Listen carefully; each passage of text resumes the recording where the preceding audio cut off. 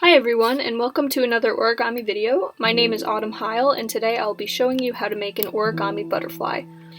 When I make origami, I like to use materials from around the house instead of buying special origami paper, although you can totally use origami paper if you want. I use recycled newspaper, magazines, and paper that I cut up into a square. Sometimes I even use candy wrappers or gum wrappers if it's available. Recyclables can provide all sorts of fun patterns and materials to make origami out of. To start today's butterfly, fold your paper edge to edge vertically, and then flip and repeat. What we are making right now is called a water bomb base. I'm not sure why it's called this, but probably something due to the shape of it when it's finished, as you'll see in a minute. If you wish, you can also reverse your paper and fold your creases back on itself. This makes maneuvering the paper a bit easier in the next couple steps, but it's not completely necessary. After this, fold your paper from corner to corner diagonally. You want to make sure that during these steps you're making your creases as fine as you can, which helps set you up for the next couple steps, having everything neat and tidy. When you finish this step, we're going to move on to what I mentioned before as the water bomb base. You want to position your paper so it is a square in front of you instead of a diamond. Holding the bottom of your paper with one hand, take the right side of your paper and push it into the center crease.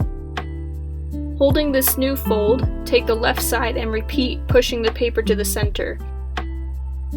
This base can be a bit tricky, so feel free to take your time on this part.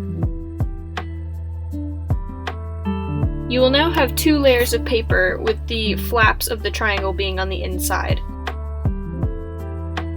Laying the triangle out in front of you, take the right corner and fold the tip up to the top, leaving the bottom layer flat against the table. You'll want to repeat this on the other side, again leaving the bottom piece flat. When this is done, you can flip your paper over. Gripping the bottom of your paper, both layers, fold the whole paper up about halfway from the top, leaving a little triangle of paper. It should kind of look like a boat, but obviously we're making a butterfly in this demonstration. When you finish this, you can flip it over again. Taking the edges that you folded up in the previous step, we will be folding them back down, but this time pushing in the corners so that it lays flush against your design. I find that it helps with this step to push my finger into the fold that I want inverted, and then push down to make it flush. This might be tricky. Please feel free to stop this video, pause whenever needed, and go slow to make your lines even more fine. When this is done, flip your paper back over again. Take the little top triangle and fold it down, and then fold it back again. This is kind of like the beak of the swan if you followed me in the first exercise. This is now your pancaked butterfly, or the flat version of the design we are trying to make, and now we will fold it together to make it stand up. Fold your entire composition in half, careful to keep the little triangle you just folded centered.